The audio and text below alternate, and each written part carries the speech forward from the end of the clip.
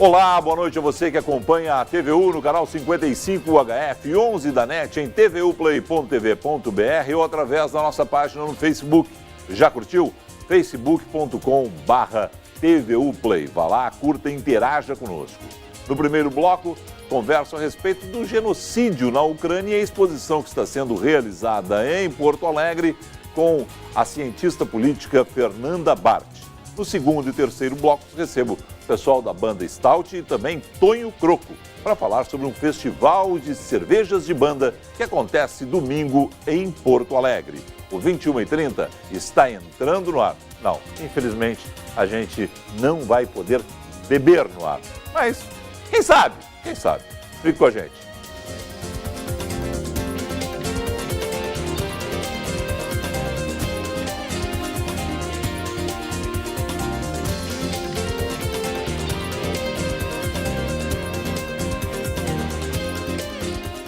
Encerra nesta sexta-feira na DVB aqui em Porto Alegre a exposição Holodomor Genocídio Ucraniano. A gente já falou a respeito desse assunto, mas devido à relevância e amanhã um evento especial com a exibição do filme Colheita Amarga, nossa convidada na abertura do programa é a cientista política Fernanda Bart. Boa noite, obrigado por estar conosco aqui, prazer te receber. Boa noite, Felipe, obrigada pelo convite. Então, é muito importante que as pessoas saibam o que aconteceu. Eu sei que o padre Domingos Starepravo já teve no teu programa, mas a exposição que está na DVB, eu tenho que fazer um agradecimento especial à DVB por ter aceitado nos ceder o espaço, porque foram apenas 3 semanas de preparação da exposição. Isso envolveu muitos voluntários, doações voluntárias via vaquinha. Desde o momento em que a gente pensou em trazer a exposição até o momento em que ela foi viabilizada, parece que tudo conspirou a favor. Muitas pessoas apareceram querendo ajudar, foi um fenômeno. Né? É algo que as pessoas conhecem vagamente, têm curiosidade, afinal de contas é algo que a imprensa fala pouco, a história registra, mas também não registra com um devido fato. A história não conta esse episódio direito. Não conta direito. Né? Foi um genocídio horroroso praticado por Lenin e depois por Stalin. Né? Stalin consolida. Stalin em 32, 33. A questão é que o governo ucraniano e as embaixadas da Ucrânia no mundo, eles estão lutando pelo reconhecimento de Holodomor como um genocídio. Holod é morte, e a morte por fome, né? É a morte por fome. E o que aconteceu lá foi claro, foi um cerco a um povo que vinha corajosamente resistindo, ano a ano, à dominação soviética, que tinha sua própria cultura, sua própria língua, seus próprios costumes e não queria se submeter àquela homogeneização de pensamento, aquela coisa, todos têm que falar a mesma língua. Bastava tu falar ucraniano para tu ser fuzilado, né? Foi uma coisa muito violenta. De alguma forma, a exposição é muito dura, a exposição é muito realista. É documental, né? É um documental, perfeitamente. E de alguma forma, o filme amanhã, né, Colheita Amarga, esse sim tem uma... Dá para a gente ver o filme mais relaxado um pouco, né? Porque o filme conta a história, né, mas tem toda uma... É um romance. Um outro enredo, um romance. Então, não é tão assim cruel quanto foi. Não é um documentário do fato. Mas no final, o filme é triste, né? O filme é triste. É muito triste, porque o filme relata, através do olhar de algumas pessoas que viveram aquela época, mas o final não tem como ser feliz, né? As pessoas não tiveram um final feliz lá. E, inclusive, conhecer estes fatos, Felipe, é o que torna possível que as pessoas leigas, que não têm contato ou relação direta com a comunidade ucraniana, como era o meu caso, entendam o que culminou nos acontecimentos que deu aquele documentário Winter on Fire, do Netflix. Porque aquele povo não aceita a dominação russa de forma nenhuma, porque para eles o que houve lá foi muita crueldade, foi uma coisa muito, muito escura, muito negra assim, o que aconteceu lá. Então, deixa eu colocar essa dica aqui, né, para quem quiser assistir no Netflix também. Porque é uma outra situação, as pessoas... O Colheita Amarga, inclusive, no início do ano, quando foi noticiado o filme, se esperava o filme no circuito comercial brasileiro e ele não entrou no circuito comercial. Falam em boicote, inclusive, Eu Felipe. acho que houve boicote, sim. E aí o que a gente fez foi quando aconteceu uma coincidência do embaixador ucraniano, o Rostislav Tronenko, esteve em Porto Alegre 3 dias antes da abertura da exposição. Infelizmente, ele não pôde ficar. Ele veio acompanhando uma delegação da Ucrânia que estava percorrendo o Brasil. E aí, no caso, eu consegui entrevistá-lo, né? A gente marcou, foi uma bela de uma entrevista que está no YouTube, que está cedida para ti. Nós vamos rodar agora. Né? E ali a gente conversou, inclusive, sobre o Winter on Fire. Eu disse para ele que tinha ficado muito emocionada. Todo mundo que eu conheço, que viu o documentário da Netflix, foi às lágrimas. E que eu tinha muita curiosidade de entender esse processo que leva um povo a resistir tanto, né? E por que daquela forma? Porque quem assiste o documentário vê que foi uma gurizada que foi para a rua inicialmente, 16, 20 anos, né? E lutar contra a dominação russa daquela forma é porque eles já tinham sentido na carne, geração após geração, o que aquilo significava em termos de perda de liberdade, em termos de perda de cultura, de destruição da cultura ucraniana, né? A gente tem várias comunidades ucranianas aqui, a gente tem uma muito grande em Niterói, né? Na região metropolitana de Porto Alegre, aqui em Canoas, e no Paraná é a maior de todas, e essa exposição ela vem do Paraná, justamente, e ela causou um fenômeno depois que ela veio para a DVB, e por causa da repercussão que a gente conseguiu nas redes sociais. Eu tenho uma lista de mais de 15 municípios brasileiros que querem receber a exposição. Bom. E agora eu tenho que ver com o padre Stare Pravo como é que ele vai fazer, né? Porque agora ele vai ter que administrar isso de alguma forma, levar a exposição. As pessoas querem saber a verdade. As pessoas querem saber a verdade. Vamos conferir essa entrevista da Fernanda com o embaixador ucraniano. Estamos aqui hoje com o embaixador Tronenko, embaixador da Ucrânia no Brasil, para que ele nos fale um pouco sobre a importância de ter a exposição Holodomor, genocídio ucraniano, em Porto Alegre, a partir do dia 5 de dezembro. Embaixador, conta para quem não conhece do que se trata o Holodomor e de como é importante que isso não seja esquecido. O que é a palavra Holodomor? Holod é fome, morite é exterminar pela fome. É a morte mais cruel que existe, é a morte lenta, a morte que desgasta a pessoa, deixa sem forças e a morte que ceifou 3.291.000 pessoas, maioria crianças, e por causa que foram crianças que morreram também, os historiadores científicos calculam que a Ucrânia, as futuras gerações da Ucrânia, perderam 6 milhões de pessoas por essa causa. E existe a definição na Convenção das Nações Unidas de 1949 do genocídio, é a prática que é o crime hediondo contra a humanidade praticado contra uma etnia.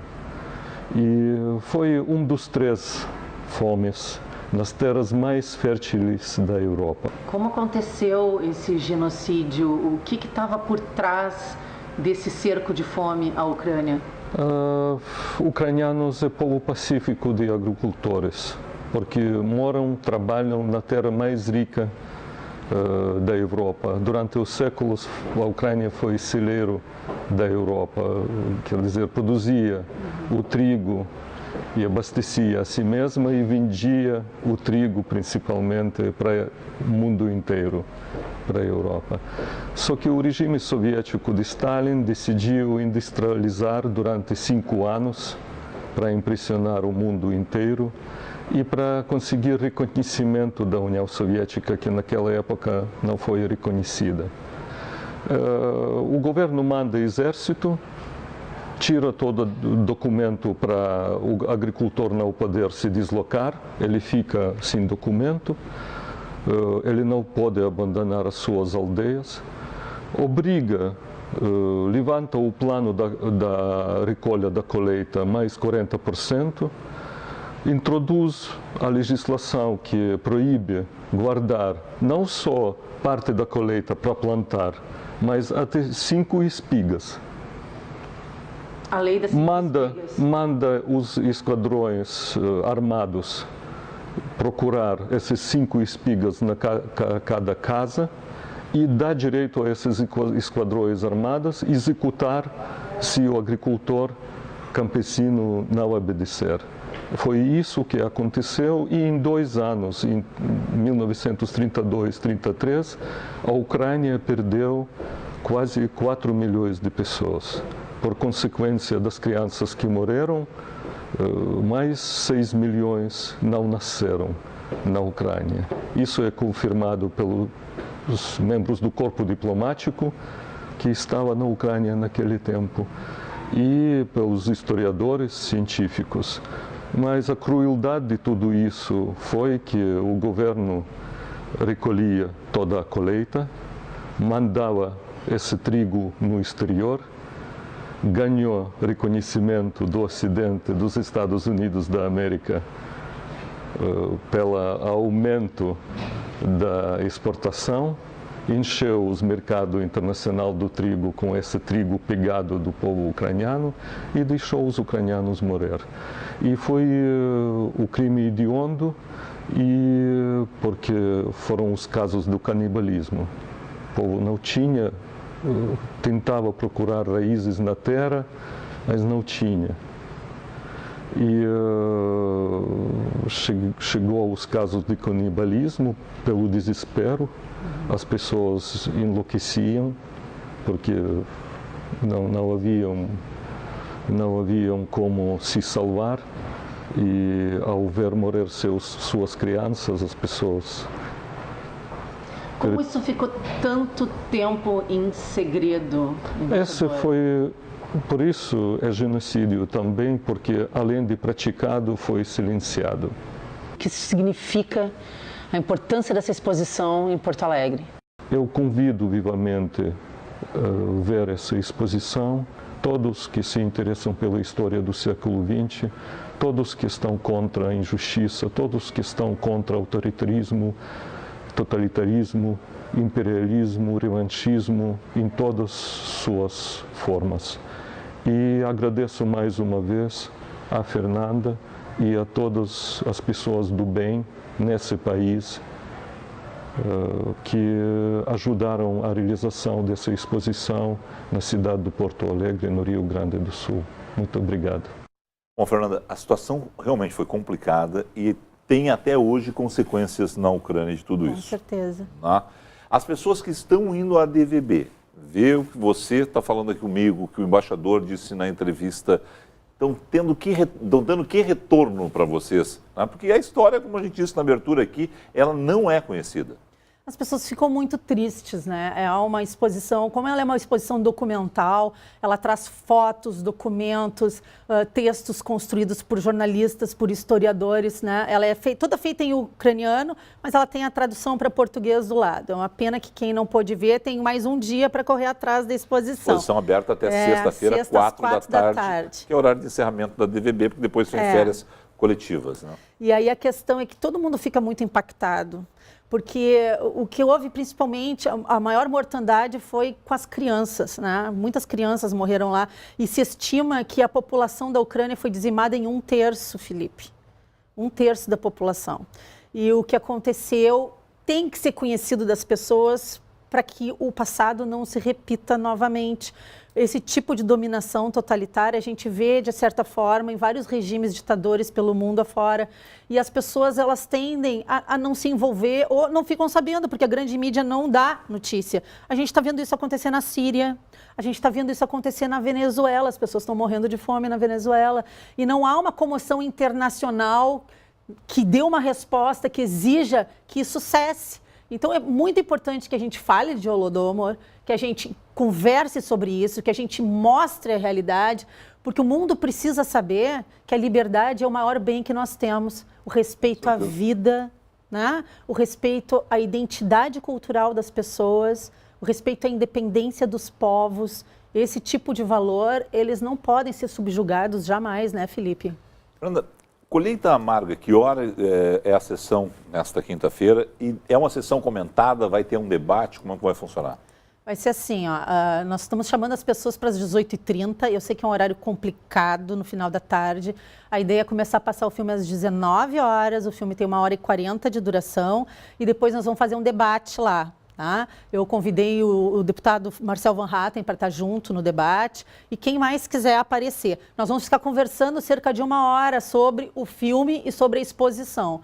Eu acho que vai ser bem legal. Na abertura a gente teve palestra do Percival Pugina, no sábado foram 4 palestras. Maravilhosas. E o interessante é o seguinte, né? Eu não pude estar presente, mas na abertura 300 pessoas, é isso, né? Muito bom. No sábado também uma lotação grande dentro Faltou da cadeiras. DVB. Como é que é isso? Você imaginava essa repercussão? Não, principalmente porque a gente não teve o apoio da grande imprensa, né, Felipe? Jornal não saiu em nenhum, né? Nenhum jornal? Nenhum jornal. A gente não teve apoio de nenhum jornal na divulgação, não saiu em nenhum programa de TV de grande circulação, tipo um Jornal do Almoço. Sim. Nada, entendeu? E eu cuidei, nem na coluna de cultura, como uma exposição presente em Porto Alegre constou. Cabe aqui ressaltar que todo mundo recebeu a divulgação, o release foi mandado, eu inclusive mandei e remandei, e não houve maior repercussão. Mas estava lotado na abertura, estava lotado nas palestras, sábado de tarde, um sol escaldante, lotada a DVB, das 3 da tarde até as 8 da noite, Felipe. Tá? Palestras maravilhosas. O tema gera interesse e as pessoas querem saber mais. A impressão que eu tenho com todo mundo que veio conversar comigo e com os outros organizadores no final, com os voluntários, foi de nós precisamos mais ações desse tipo em Porto Alegre, as pessoas estão com sede de informação, as pessoas querem tomar conhecimento dos fatos e querem se engajar nesse tipo de ação. Bom, essa é uma situação complicada de fim de ano também, para muita gente. Né? Tem como botar Porto Alegre como 17ª cidade? Porque a situação é muito mais do que nós, adultos, que estamos lá indo procurar informações. Não houve tempo dessa vez para um grande número de escolas, crianças tomarem conhecimento. Período de férias Período também, de férias já ou de provas finais. Né? Que é algo que teria que chegar a esse tipo de informação, já que os professores não estão levando muitas vezes nas disciplinas de história, as disciplinas que poderiam dar esse tipo de informação. Tem alguma chance de escolas, dessa vez não, porque já é sexta-feira e está todo mundo em férias, mas tem uma ideia nesse sentido? A nossa ideia, Felipe, é a seguinte, eu tive conversando com o padre antes dele voltar para o Paraná e ele me disse que o governo da Ucrânia está preparando uma exposição mais moderna e atualizada sobre os fatos e que ele vai receber uma cópia e a gente, se possível, traremos para Porto Alegre o ano que vem e aí com mais tempo de divulgação dentro de uma programação ampla. O que foi que nos motivou a trazer tão rápido essa exposição com esse pouco tempo de planejamento, né? O fato de que era o centenário da Revolução Russa e que tanto eu quanto várias outras pessoas que se engajaram nesse projeto estavam um tanto quanto indignadas ainda pelo fato da inauguração do memorial em homenagem a Luiz Carlos Prestes ter sido aberto em comemoração à Revolução Russa, como se houvesse algum fato positivo a ser comemorado. Então, para nós era uma questão de honra trazer essa exposição para mostrar o outro lado, que é o lado verdadeiro dos fatos, né? Que não dá para ter romantismo em relação ao comunismo e ao socialismo. É um regime genocida, é um regime que extermina quem pensa diferente. Isso tem que ser mostrado.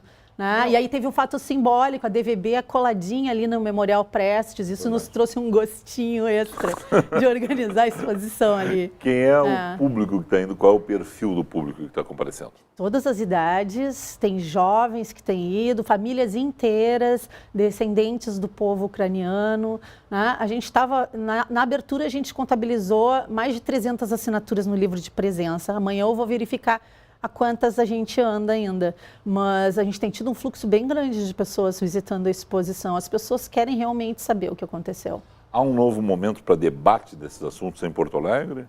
Eu acho que sim, e eu acho que a gente tem que continuar construindo esses momentos, né?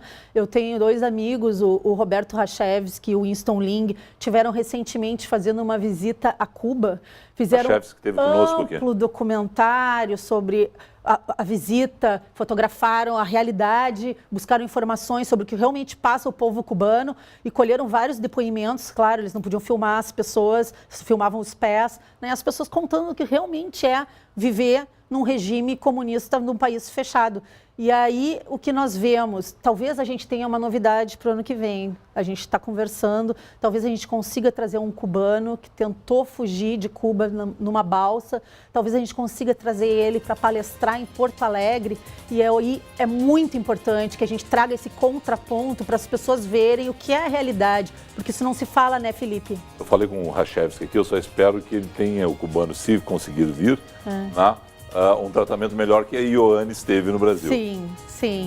Porque a blogueira cubana foi um pavor o que ela passou no Brasil, as pessoas querendo evitar que ela falasse, né, tudo que ela vê em Cuba. Não queriam contestar, não queriam contestar ela, não, eles queriam calá-la. Isso é fascismo, né, Felipe?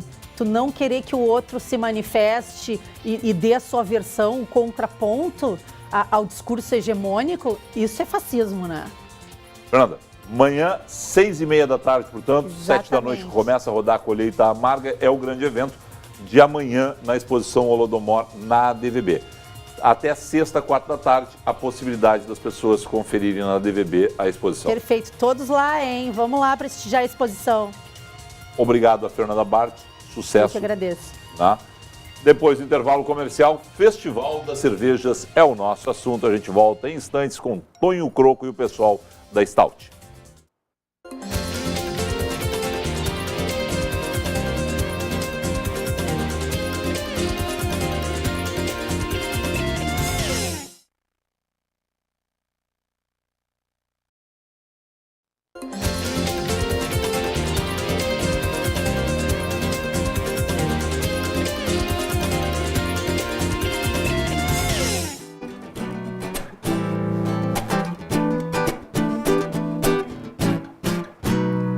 Eu vi a Via Láctea indicando essa estrada. Senti o universo conspirando nessa estrada. Eu vi a estrela d'alva anunciando a alvorada. Senti meu corpo todo delirando, era madrugada. Sou filho das galáxias, eu vim da nave mãe, num disco voador. O que falta, meu bem? Falta você, amor. Cerveja lá nas galáxias, lá ou não tem? Na nossa galáxia tem a Via Láctea e a Via Cerveja. Leite e cerveja. Exatamente. Tem. Claro. Tonho Croco, prazer te ter aqui. Tonho Croco produzindo cerveja, rapaz. Momo King é a segunda cerveja, é a Crocos Beer, Fábrica Milton. Agora eu tô empresário da cerveja. Também, além de empresário da música, né? Tem os meus trabalhos, eu tô todo lançando independente. E o trabalho dos outros também, tem o PX Abelha Africana, Fancalister, Pedro Dom, um monte de gente aí que a gente está lançando, em CD, vinil.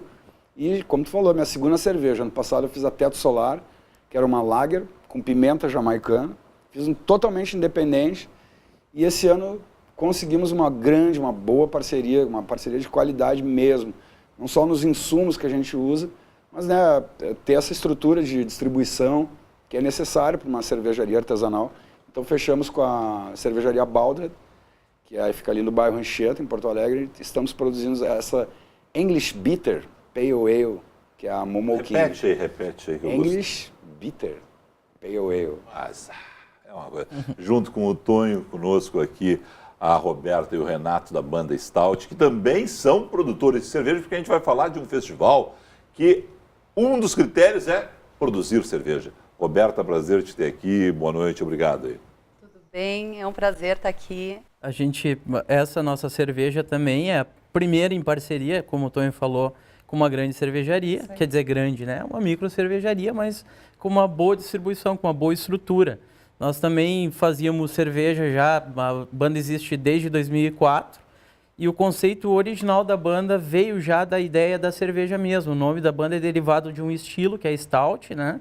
Só que a gente abrasileirou, porque na época já existia uma banda com esse nome, né? E agora existe uma banda com Stout com A também, para complicar as coisas. A gente mudou tudo e continuamos com o mesmo problema, então tá tudo certo. Vocês apresentam a Olhos de Sangue, é isso? Exatamente. Que é um bom nome de banda, né? É um bom nome. E tem que ser um negócio de sangue no olho e olhos de sangue, né, velho? Tem que ter sangue no olho para subir num palco, né? Tenho certeza que ninguém vai copiar mais vocês. Olhos de Sangue, na verdade, é a primeira faixa desse disco Viajando ao Quadrado, que está aí Esse contigo aqui. também. Esse aqui. É uma música que complementa a Viajando ao Quadrado, as duas funcionam junto, tem uma estrutura maluca, assim. Músicas diferentes que se completam, assim. E daqui a pouquinho, no final desse bloco, a gente vai apresentar uma música deles, que é o Fermentado, em cima exatamente Da de temática tudo da isso. cerveja. Então, como é que foi passar a produtor de cerveja? Como é que foi criar cerveja, em primeiro lugar? Beber, a gente sempre bebeu muito, né, e bem, mas como é que foi mudar de lado, assim, agora vou produzir a minha cerveja, e aí? Foi tudo na hora certa, né? A gente vê o mercado, assim, ele começou a... Gosto dessa palavra, dar um boom, parece que está explodindo, né? Mas eu acho que foi Eu uma... acho que representa bem o que está acontecendo mesmo. Mas foi isso, foi uma explosão de pessoas com esse gosto, com essa pretensão, né? De tomar e fazer, produzir, não só pelo prazer gastronômico, no caso desse mercado, mas o prazer do ritual, né? Que é um ritual milenar, né? De fazer cerveja. E eu acho que a facilidade que os insumos começaram a chegar no Brasil, claro que o preço ainda é muito caro, né? Malte, lúpulo, etc. A própria qualidade da água aqui, né? E a estrutura higiênica, que é fazer uma fábrica, uma microcervejaria, etc. Mas, o que acontece? Hoje o Rio Grande do Sul é o maior estado do Brasil produtor de cervejas artesanais. Sebrae, eu tive o pessoal do Sebrae aqui há alguns dias, tem um programa específico hoje para microcervejarias. São 50, hoje já trabalhando direto com eles, eu acho que até o número é maior que esse, mas é um nível muito grande e alto, né? Porque realmente o pessoal está produzindo bastante e bem, né? Com uma preocupação de uma boa qualidade. Né? Porque é isso que a gente sentiu falta nos últimos anos, as cervejas elas foram sendo dominadas, que não vou falar da Ambev, que é sacanagem, né? Sim, mas o mercado começou a ser dominado por poucas empresas, né? Não é nem monopólio ou oligopólio, né? E com estilos, né? Poucos estilos, né? Tinha uma linha muito parecida, né? Exatamente, né? Mais com mais drinkability, só para ter aquela coisa, o Brasil é um país tropical, né? Então, e a qualidade foi piorando, né? Exatamente. E eu acho que não é só para quem viaja bastante, sai do Brasil, a gente vê que todos os países têm a sua cerveja, as suas cervejarias, tal, ou estados, cidades, né? E então a gente fica muito feliz que o mercado está cada vez mais crescendo. Continua, claro, os insumos, acho que até as tributações, impostos, para microcervejarias ainda são altas, comparados com as outras que fazem larga em escala industrial, mas já está dando medo neles, né? Já está tirando aí, sei lá, uns 18% do mercado deles, né? O mercado das grandes cervejas, das marcas mais famosas, caiu. A gente vê, e quem está dominando isso é exatamente essa quantidade grande hoje de pequenas micro cervejarias que estão dominando. Cada uma vai lá, pega 0,1%, 2%, a outra vai lá, pega 0,3%, mas vai no somatório, né? E aí dá uma... Com algumas exceções, né? Claro, o Dado Beer tem já anos de estrada, a Coruja foi uma das primeiras que eu tive assim, contato, mas são recentes, né? Todas as cervejarias. E eu vejo amadurecendo a cada ano, melhorando a sua produção, seu marketing, sua distribuição. Sim. Outra até junções de marcas, né? Começa também a seguir os mesmos exemplos da Ambev, ou da Kirin, ou de outros conglomerados. Tal. E isso faz com que o cara chega para te vender no teu restaurante, no teu bar, na tua casa noturna, etc. Supermercado.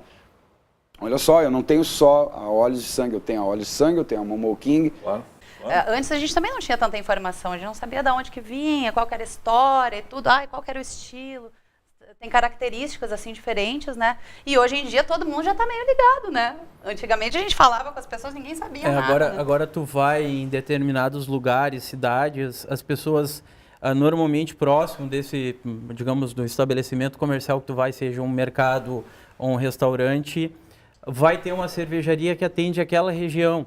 Isso é uma coisa que fora do Brasil existe culturalmente já há muitos anos e aqui está começando a crescer. As pessoas saem de Porto Alegre para Gramado, eles vão querer tomar uma cerveja que seja feita naquela região, que é uma, digamos, já se torna uma exclusividade, uma coisa interessante de tu sair daqui para outro lugar, curtir a gastronomia daquele lugar, tu também tem uma bebida diferente, né? Turismo gastronômico. Exatamente. E você fazer harmonizações, né? Quer dizer, dependendo Exatamente. do restaurante, você fazer uma cerveja exclusiva, que vai combinar com um prato mais legal, que as pessoas vão fazer essa associação diretamente. Como é que vocês começaram a produzir cerveja? Como é que vocês se interessaram por isso?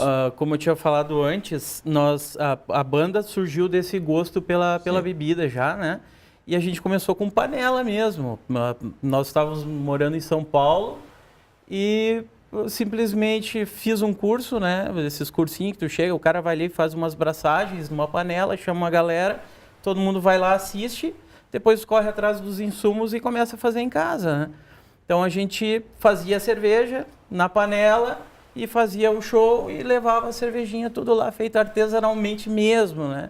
Imprimindo rótulo em casa, fazendo tudo e a galera comprava e curtia, né? Claro que prazo de validade tudo é menor, a gente tinha toda uma preocupação com higiene, né? Deixava a cozinha 100%. Mas agora a gente conseguiu essa parceria com a Stier, que é uma cervejaria ali de Igrejinha. Eles estão com... É uma cervejaria relativamente nova também, né?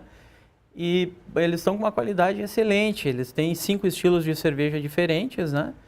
E essa daí é Olhos de Sangue, uma cerveja, uma Red Ale com um toque defumado, uma coisa meio que foge da característica, digamos assim, habitual da cerveja, né? A coloração dela ela é mais avermelhada, então também tem a relação do Olhos de Sangue. Tudo partiu desse conceito, né, da cerveja ser vermelha, né? Como é que tu foi parar fazendo a tua primeira também? Foi na panela? Foi com amigos? O que te levou a... A gente fez Foi 2 amigos que me convidaram para esse sonho, né? Foi o Antônio Lesiak e depois o Rodrigo Alencastro. E daí a gente começou fazendo lá, acho que se eu não me engano foi na braçagens pequenas para provar a quantidade de pimenta e qual tipo de pimenta. Já começou pensando na outra cerveja? Você já começou com a pimenta jamaicana que você falou? Não, então foi com a outra, com a pimenta jamaicana. Sim. Porque você tem que fazer testes, né? Você vai colocar 1 grama por litro, 2 gramas por litro, etc. E começamos nesse modo paneleiro, faz assim, né? Na gíria e tal. E depois, sim, aí fomos fazer braçagens de 2.000 litros. Então, quando tu define a fórmula, cada um tem o seu segredo, né? Não é só o lúpulo, é o tipo também de levedura.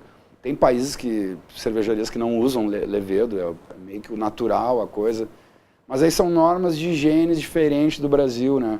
Então, uma coisa que a Baldhead cuida muito, assim, né? Que é o mapa, o registro do Ministério da Agricultura, né? Mas tem cervejarias na Alemanha, na Europa, que é de madeira ainda. Fermentação espontânea, né? Exato, com... As bactérias do local que fazem a fermentação mesmo da cerveja. Não tira aquela teia de aranha ali, que aquela teia de aranha também faz parte. Ali é um século colaborando com o sabor dessa cerveja. Exatamente. Mas aqui não acontece isso, né? Então a gente tem que fazer cervejas modernas, né? E com um processo de higienização todo de ponta, assim, né? Mas que também não deixa nada a desejar. A minha cerveja ganhou o título da 3ª medalha de bronze em Blumenau. Olha só que legal. Medalha de bronze em Blumenau, que é o principal festival brasileiro de cerveja. Exato. 3º lugar na categoria de English Bitter. Nossa, que show. Tem outros rótulos da Baldhead já premiados e tantas outras cervejarias aqui do Rio Grande do Sul que ganhando prêmio. Então, é gratificante tu ter o reconhecimento, né? Deixa eu tirar a luz aqui para mim. E dos cervejeiros também, né? Porque o que a gente sabe fazer mesmo é música. Tá? É isso. Então, só que é uma combinação, música e cerveja é que nem jornalismo e câmera, né? Jornalismo e microfone, sei lá. Então, tem tudo a ver, né? Tem tudo a ver. Daí que veio a ideia de fazer esse... Pô, quantas bandas fazem cerveja, né? A Stout faz cerveja, a Tarcísio Meiras faz cerveja, a Robô Gigante, eu faço cerveja. Então, isso sobraram bandas assim pra gente fazer uma segunda edição, terceira edição, Ou quarta seja, edição. É o primeiro de muitos festivais que virão. Com certeza. Tá. Antes da gente falar ainda especificamente no festival, me diga o seguinte, vocês estão ganhando dinheiro já com as cervejas? Como é que é isso? Porque é um prazer no primeiro momento, mas vocês já estão pensando no negócio, vocês já industrializam, já foram procurar cervejarias, né? Tem algum risco de perder a banda para a cerveja, de perder o Tonho para a cerveja, né? Mudar o foco do negócio? O teu melhor marketing é a banda para vender a cerveja, é o Tonho para vender a cerveja? Né? É? Como é que é isso? A Teto Solar, a primeira cerveja a gente empatou. Justamente por isso, por ser independente, não ter distribuição e tal. Mas agora a gente está ganhando dinheiro. Não são milhões ainda, né? Não, mas claro que não. o bacana também, cara, é quando esse mercado tá tão louco assim que às vezes chega uma empresa grande e chega, cara, quanto que tu quer pela Crocobia? 10 milhões, 50 milhões e tal. Tem essas coisas loucas no mercado. Eles estão tentando comprar várias pequenas cervejarias, né? Claro que tem gente que não dá o braço a torcer, mas é um assédio bem grande, assim, né? Já te assediaram? Não, ainda não. Tô aqui falando justamente... Pra ver se rola. Se alguém quiser me assediar... Se alguém quiser me assediar por 10 milhões, aí, né? Não, a gente não vai ficar bravo. Não, mas é pra tu ver até onde pode chegar, né? Claro. O negócio, né? Então, eu estou realmente muito satisfeito com esse retorno econômico que a cerveja está dando. Vocês já foram... E a música também, né? Ela, acho que, como tu falou, uma coisa puxa a outra. Uma coisa puxa a outra. Porque esse mundo cervejeiro, ele é cercado de música, bares, restaurantes, casas noturnas. Então, uma coisa puxa a outra. Vocês já foram assediados? Não? O nosso assédio é porque tem uma mulher no vocal, esse tipo de assédio. É só esse tipo de assédio. Exatamente. Não teve assédio. Da cerveja ainda não. Mas 10 milhões também estavam conversando, não tem problema nenhum. Não é nenhuma ofensa o assédio dele. Não, mas a gente sempre fez assim mais pra... Era uma coisa de brincadeira mesmo, sabe? A gente fazia a cerveja e estava lá no palco, e daí a gente abria, chamava alguém para tomar. Claro que a gente vendia também, mas a gente nunca produziu assim em grande escala. Como a gente fazia em panela, não tinha aquela coisa de... Era uma coisa para vender de imediato. Fazia, ia no show, vendia... O que 50, não... 100 litros. Exatamente, isso daí. E daí terminava, daí a gente demorava um tempo. Quando sobrava, vocês bebiam, não tinha problema nenhum. Bebíamos tudo, não tinha problema nenhum. Então, é uma banda, né, Tonho? Hoje em dia... É uma banda, sobrou 5 litros, deixa com a gente. Exatamente. Fora não vai. Fora não vai. A gente toca uma música instrumental, né? E daí convidava o pessoal, vem aqui provar cerveja com a gente. Daqui a pouco a gente se empolgava, abre mais uma, né? Vamos tomar. Aí começa a dar prejuízo. Esse é o lado profissional. Mas agora, como houve um investimentinho um pouco maior, né? A gente vai ter que ver o que fazer render isso daí, né? Vamos ver o que o pessoal vai achar. Vamos ouvir o som da Stout Fermentado. Isso aí. Fermentado. É o clipe, a gente vai com o clipe pro intervalo e volta para fechar o programa com os três aqui no estúdio, Tonho cantando mais e detalhes desse festival que acontece domingo em Porto Alegre. Confira o clipe.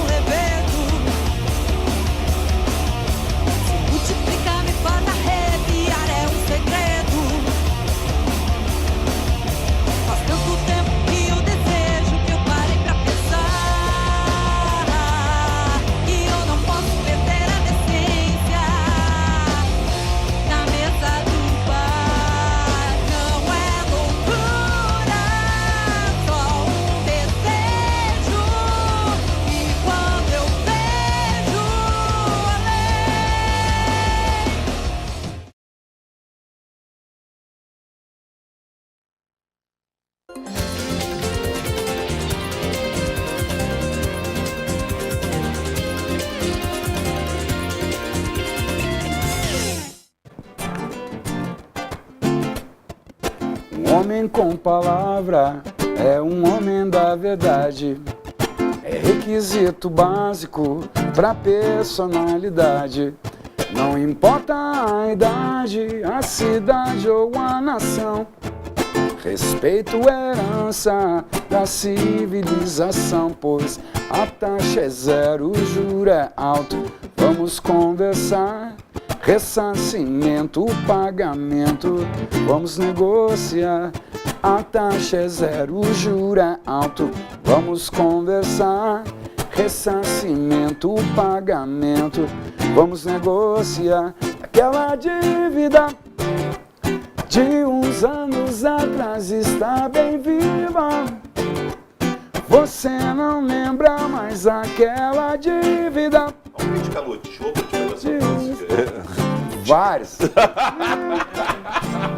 Aquele safado me deve pro Felipe também. E ainda por cima de tudo, acha que tá tudo bem. Essa música não tinha ninguém específico. Específico, não era um recado pra alguém. Mas várias pessoas me devem. Devem pra banda. Às vezes não é tanto aquela coisa. Essa música é de 2000, é antes, né? É antes? 2000. É Foi 2000? É do segundo disco da Ultraman. É do segundo disco, É né? o Olelê, é o nome do disco, e ela...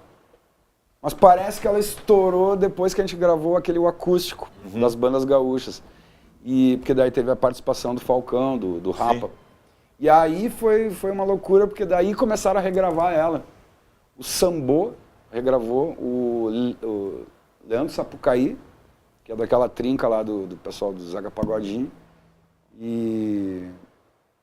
Que é muito bom, né? Que é muito atual sempre. A Selic pode estar baixa, mas o juro vai estar alto sempre, né, cara? A banda da Saldanha gravou comigo. Muito bom. E aí essa é uma música que eu chego em qualquer lugar do Brasil. Essa é obrigado a cantar, né? Tu é obrigado a cantar. Esse é o meu Satisfaction. Esse é o meu Starway to Heaven. Se não cantar... Não é o Tonho Croco, não cantou dívida, não é o Tonho Mas é uma Croco. influência do Bezerra da Silva, aquelas letras bem humoradas do Bezerra que falam sobre problema social, coisa, né? Não só sobre amor, né? Samba de amor e tal. Vamos falar um pouco sobre o festival Cervejas de Banda. Domingo, como é que funciona o festival? Então, para quem não conhece, até é um convite para conhecer como funciona uma fábrica de cerveja, né? A fábrica da cervejaria Baldhead, que fica ali na rua Vitor Valpírio 350. Começa a partir das 14 horas. Às 3 da tarde, a Stout está no palco. E aí vai A Stout abre. Stout abre. E aí vai shows de 1 hora e aquela troca de palco, né? Que honra, hein? Abriu o festival. Exato. Histórico, momento histórico, hein? Meu Deus. Com um stoner rock, sul brasileiro. É isso aí. Um autoral, né? Sim. Depois a Robô Gigante, lá pelas... 4h30, tá marcado. 4h30, exato. 4h30. Depois vem a Tarcísio Meiras Band, que faz uma... o Robô Gigante vai nos trazer a cerveja gringa, que é uma Belgian Hope. Gringa Blonde é o nome da cerveja. Isso, Gringa Blonde. A Tarcísio Meiras Band, lá pelas 18 horas, né? Mais ou menos. Exatamente, 18 horas. E eles têm uma Pilsen já há um tempão no mercado, foram também uma das bandas Que é o pioneiras. nome deles, né? Tarcísio Meiras Band, né? E eu apresentando a Momo King, lá pelas 19 horas, 19h30, fechando o festival. Paralelo a isso, vai ter food trucks, já tem confirmado o Muy Locos, que tem espetinho de carne e espetinho vegetariano. Seja, comida e ceva, tranquila. Todo o merchandising das bandas, vinil, CD, camisetas, copos, garrafas. As cervejas vão estar plugadas nas torneiras. Opa! Então tem a opção de garrafa, de chopp. Quem não quiser trazer o seu eco copo, né, que também é outra coisa bacana que veio nesse mundo cervejeiro. Em vez de tu ficar usando um monte de copos descartáveis, traz teu copo de casa, né? Os ingressos, lembrando, a gente não vai vender antecipados, porque também cria um custo maior desses sites que faz compras antecipadas. A gente vai aceitar cartão de crédito, dinheiro. Os primeiros 100 ingressos vão ganhar um CD. É meio que surpresa o CD que vai ser. Olha. porque talvez tenha o CD de todas as bandas, né? Então o pessoal pode escolher. Stout vai estar lá com o seu CD, Exato. tá? Isso À venda, né? Mas também... CD, vinil, cerveja, food truck, música boa, cerveja boa, sem contraindicação. Pra Não, e o ingresso é uma domingo, barbada, R$15. R$15 ganha o CD e também quem quiser trazer o growler é como se fosse um barrilzinho, um barril menor. O pessoal pode pegar ali a partir de 2 litros, tem growlers de 2, 4, 5, 6 litros. Fica mais barato ainda o preço. A torneira é mais barato que a garrafa. Então, não é só música e cerveja, é também todo um pensamento dessa nova geração que está aí, né? Sustentabilidade. Eu e tu, Felipe, a gente é da geração do caneco, né? Do caneco de porcelana. E o legal da história é o seguinte, né? Como são as bandas, cada uma faz uma, estava vendo aqui. A Stout eu tenho que olhar aqui, é uma Red Ale, né? A Robô Gigante é uma Blonde Hope, né? A Tarcísio Menas Band é uma Pilsen, né? Uma English Beer, quer dizer... Eu acho que a gente vai ter entre 9 e 10 rótulos lá. O sujeito pode beber diferentes tipos de cerveja na boa, então vai de aplicativo, tá? Vai de Transurb, vai na boa, volta na boa, para não se complicar. Vai ser muito legal. O evento está marcado assim, começo às 2 da tarde, show às 3 da Stout. Então, legal a galera chegar cedinho. E por volta das 8h30, 9 da noite, encerra. Só para... A gente fechou com o clipe de vocês, a gente vai usar o clipe também no final do programa, mas só me diz o seguinte, quem é que fez os desenhos ali muito legais, aquele Maverick ali na abertura, quem é que criou, quem é que dirigiu o clipe de vocês? É um rapaz lá de Três Coroas, ele chama Rodrigo Viegas. Ele tem um estúdiozinho audiovisual. Agora chamado TAI, né? TAI Creative. E ele foi... Muito legal. Muito bom, também muito gostei. bom, A muito gente bom. só lançou a ideia para ele, ele executou assim como ninguém. Foi muito legal. Fermentado, tá. Né? As outras músicas, qual o número de músicas que tem a ver com cerveja? E aí? Bom, tá na temática de vocês, na verdade, ou foi uma assim, coincidência? O disco, o nome dele é Viajando ao Quadrado. Então, ele tem, na composição das músicas, a gente tem toda uma questão nossa mesmo, assim, de anseios e de qualquer outra coisa que seja cotidiana. E a cerveja entrou nessa daí porque eu estava fazendo um curso de sommelier lá em São Paulo, e a gente estava muito na pilha da cerveja e entrou ela junto, mas assim, na maior... Mas não é a única temática da banda, né? Então, ó, é como ela falou, tem uma música que é dedicada a um amigo que faleceu e ele teve envolvimento com drogas, então isso entra também na temática de uma música. Vamos ver, tem uma que o nome da música é Pesadelo, ela já é voltada mais para filme de terror. Então, cada música tem a sua própria história. Cada música é uma história rock and roll. Exatamente. É um Viajando ao Quadrado que a gente fez, total. isso daí, bem num período que a gente estava, assim, com várias questões, sabe? A gente morava em São Paulo é uma loucura, né? Então, a gente sempre fica... Mas eu tenho certeza, e pode não ser todas temáticas sobre cerveja, mas que todas foram compostas tomando uma cervejinha. Viajando ao Ou então Quadrado. ensaiaram Viajando ao Quadrado redondamente. Exatamente. O clipe está na íntegra no YouTube, a gente não vai rodar ele na íntegra, mas está na íntegra no YouTube, muito legal, parabéns aí a Muito vocês. obrigado. Obrigada. Agradecemos muito, Felipe, teu espaço aqui. Tu é sócio, né? Desde eu quero dizer para ti o seguinte, que da primeira vez que tu veio aqui, a partir de agora tu é sócio, quero dizer o seguinte, infelizmente, cara, nós vamos sair daqui dirigindo, mas quando eu chegar em casa, vou gelar, amanhã, né? Porque aí eu vou dar uma gelada. Isso, bem e aí melhor. amanhã eu vou tomar as duas, depois eu faço comentários para você, caro telespectador, a respeito das duas cervejas, tá bem? Momo King e a Olhos de Sangue. Tem uma música nova de trabalho, hein, irmão? Estamos lançando uma música muito, muito interessante. Olha porque só. Que ela Uma fala pergunta que ele não justamente- esperava. Aí. Justamente porque está aqui na televisão, que é uma música, uma parceria com o Carlinhos Presidente, que é irmão do Porã. Sim. E a música fala sobre... o nome da música é Conjabá, que fala sobre, né, uma prática usada que às vezes o pessoal paga para tocar a sua música na rádio, na televisão.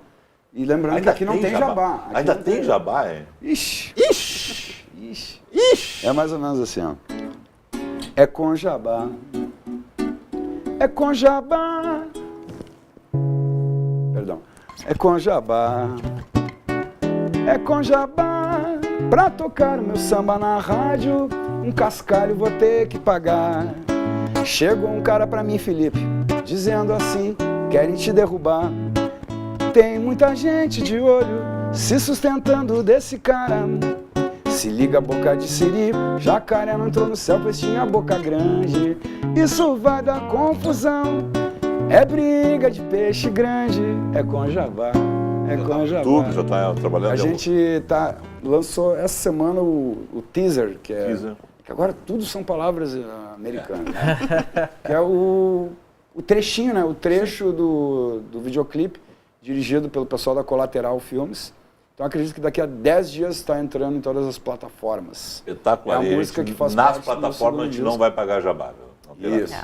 E é uma composição minha do Carlinhos Presidente, está no meu segundo disco chamado Das Galáxias, e que foi contemplado pelo edital da Natura Musical de 2017.